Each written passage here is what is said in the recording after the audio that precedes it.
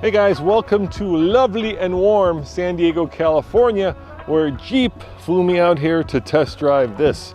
This is the brand new 2025 Jeep Wagoneer S.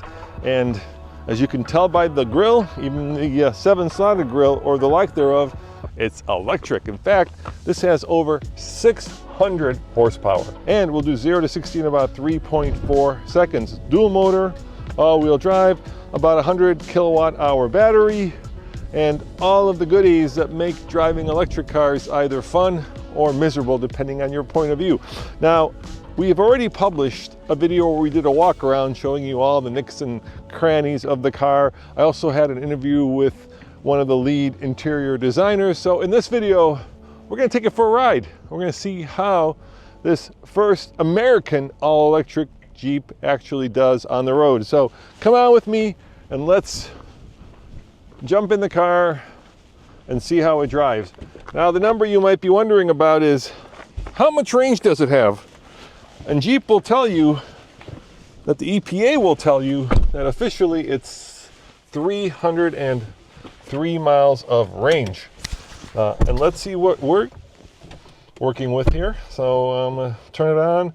We've got not one, not two, not three, but 4 screens. This one actually comes down if you want to see your different options for your massaging seats. And then you've got a rotary dial here, many Stellantis products. And Ian, I'm going to turn this not into the sun, but away from the sun so I can show some features of this vehicle so that it's not as front lit as it was. There we go. I think that's much better right there. Hey everyone, what if I told you you could own your dream EV, a Tesla Cybertruck, Rivian R1S, or the hot Hyundai Ioniq 5N? Any EV you want, priced up to $120,000. Well, the nonprofit Climate Exchange can make this dream come true with their 9th annual EV giveaway. Their grand prize winner gets to pick from nearly 60 EVs on the market.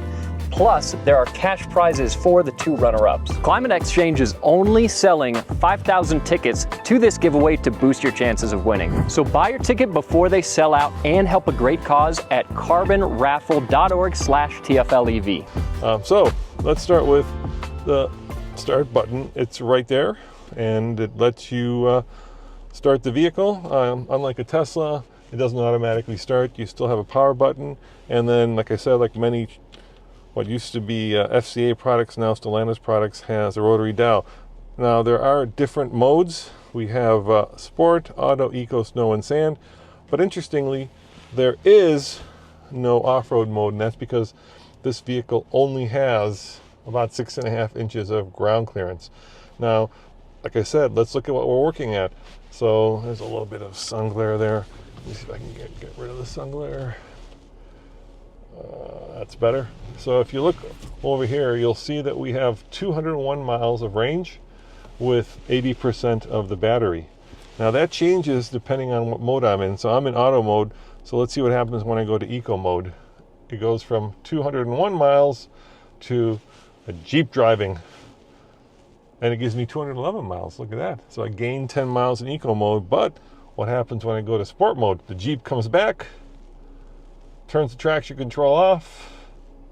Ooh, I lost over 20 miles of range. So I think we'll keep it in auto for this particular drive because the more range, the better. Now, the number that doesn't make sense, of course, is that we have 80% battery, and that's only 201. And if the EPA says it's 303, that should be more like 250 or 60 if you do the math with 80%. But obviously this has a battery management BMS that probably isn't, well, it should be calibrated because look, we're looking at 6,052 miles on this.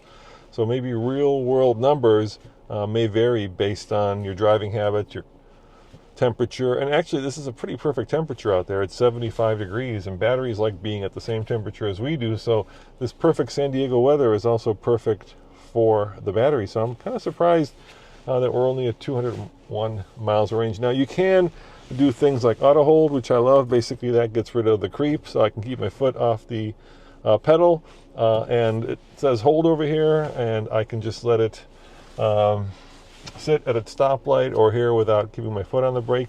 And then you can do things like change your regen level. There's max and then there's min, and then you can see your power flow. And the front motor does disconnect under certain conditions to save the amount of battery that you have. And I think even though it's a 100 kilowatt hour battery, I think it's 93 usable. So right there we're looking at 3.5 miles per kilowatt hour, which is actually really good for a Jeep. I mean, you know, when I was road tripping our Tesla Model 3 Performance from Florida to Colorado, I was averaging 3.6 miles per kilowatt hour. So that is a good and healthy number, which is part of the reason that this Jeep must be one of the most aerodynamic Jeeps. I want to say the coefficient of drag is 0.295, which is pretty amazing for, you know, a pretty good mid-size SUV. All right, so let's drive it and see how it drives. So you do have this unusual steering wheel.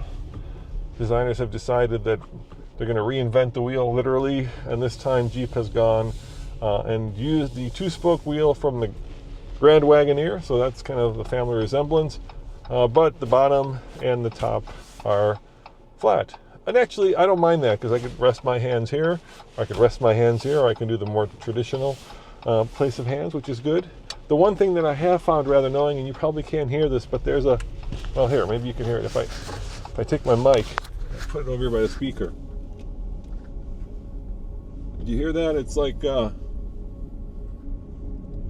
don't know if you can hear that, but it sounds like, well, it sounds like an alien ship landing or taking off, and that doesn't go away until you get to 20 miles an hour.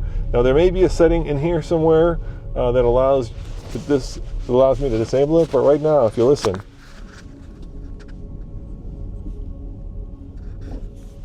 it's kind of annoying. And the question I'm asking myself is, why do I need to hear that?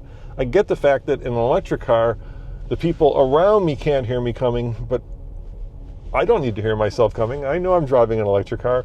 So that's one of the things that's a little bit annoying. And I do want to stress that maybe there is something in the screen that allows you to change that.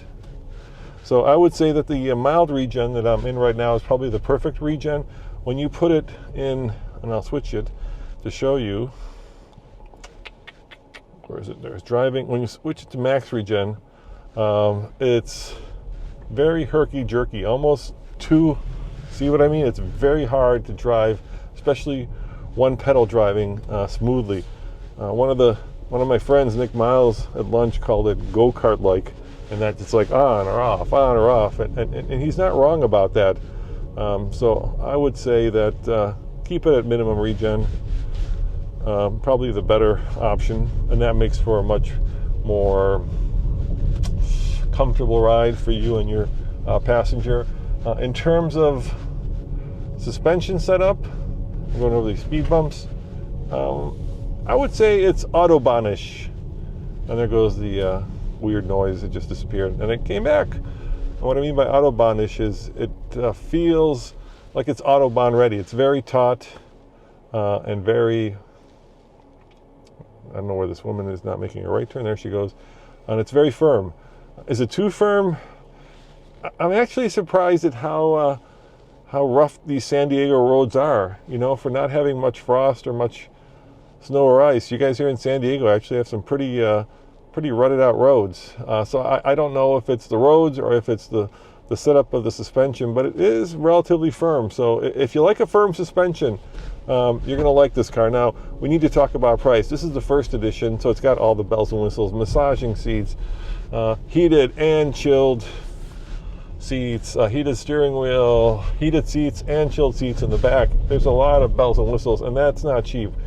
You're looking at a as-tested price with destination of $72,000. You know, and that's a lot. I mean, now you're up to Lyric levels of electric car cost. Certainly it's more expensive than a Model Y, which in this category is probably the most popular car by far. It's in fact the most popular electric car, if not car in the world.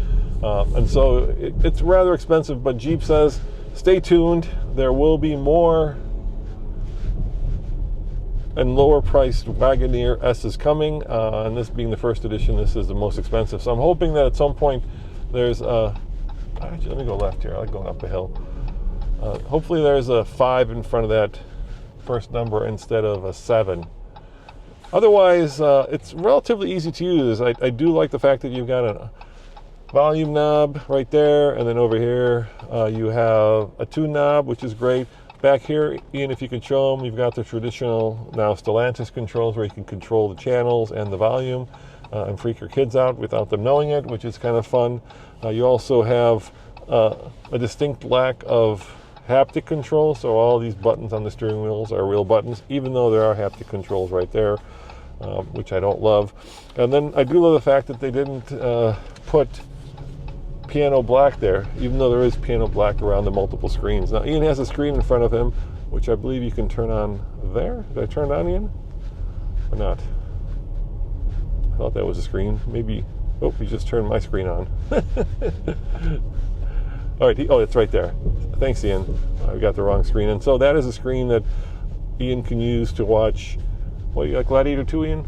Sure. He says he likes Gladiator 2. So he could use to watch Gladiator 2, and because of, let me get the camera for a second, and because of the way it's designed, even though it's on, I can't see all the gory action, so that's nice. I always wonder, though, with that passenger screen, wouldn't the passenger be more likely to use their phone if they actually wanted to do something? But you can control, I guess, the navigation from there. You can control the music selection. But still, I think if I was a passenger, I'd be controlling nothing. I'd be on my phone. What do you guys think of this? Jeep calls it radar red interior. I think it gives it a lot of character. There are better options in terms of exterior color than white. Recently, the color palette in America has gotten really boring. I mean, really boring. But Jeep does a red one. They do a dark blue one. So good on you, Jeep, for not succumbing to the most basic of dealer instincts to spec their cars in the most boring colors so that they don't have to worry about cars sitting on the lot. So that is good. Steering feel, you know, it's heavy. Does it communicate? I've yet to find any modern car, dare I say any electric modern car, with a lot of road feel to it. That's kind of the price you pay for having a car that's relatively heavy. So lower center of gravity, but certainly, you know, not a car that is going to compete with a lot of sports cars, at least not in the traditional sports car banner. Yes, some of these tall SUVs and crossovers are incredible nowadays with what they can do, and perhaps the most incredible thing about this car is it's the fastest Jeep ever, faster than a Trackhawk. And you can put your head back for a second. I'm just going to give it a little bit of squirt from the accelerator, and yeah, you heard that. I mean, I think we left a burnout. I think that was a 4-wheel burnout. So, dang, it's quick. I mean, it is really quick. And I know electric cars are all very quick, but even on the electric car scale, this thing is really quick. And I guess for $72,000, you would expect that. So I guess I can kind of see where some of that range went, and it went into acceleration, which, you know, I'm not going to knock it for that. The other thing you might be wondering about, you know, how comfortable is it? I'm pretty tall, and as you can tell, I've got plenty of headroom. It's got this dual pane sunroof, so it's very good. The seats actually are extremely configurable, so the little part of the front seat moves forward to give you thigh support.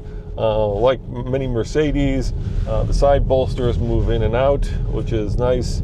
If you do want to go and do some canyon carving, this will certainly hold you in place. And the seats, once again, my wife has the BMW iX, which is a little more expensive than this, but that's like sitting on a seat stuffed with clouds. This thing is certainly much more supportive, and by that I mean firm. So it depends what you like. If you're looking for super comfy ride with, there goes that sound again, with you know, floaty American style or old American style suspension, this is not the car. All right, well, I think it's time to turn on my driver massage. And I think I'm going to choose, hold on here, I got to get going. I don't want to do this while I'm driving. I think I'm going to choose, where's my driver massage? Oh, there we go, on. I think I'm going to choose the rock climb. Oh yeah, my back is rock climbing up a wall right now. And love to get your feedback. I know every new car is like $10,000 too expensive, but like I said, keep in mind that this car will get cheaper as they roll out more and basic versions of it. Well, heads up display, speed limit 25 miles an hour. So yeah, I won't be using probably 450 horsepower less than this thing needs. Probably more like 550 horsepower than this thing needs driving around here in San Diego. Well guys, thanks for joining me. I hope this kind of gave you an idea of what the new Jeep Wagoneer S drives like. As always, this is Roman and my videographer Ian saying thanks for watching, and thank you Jeep for flying me out here, putting me up in a nice hotel and letting me get my hands on this car. We'll see you next time.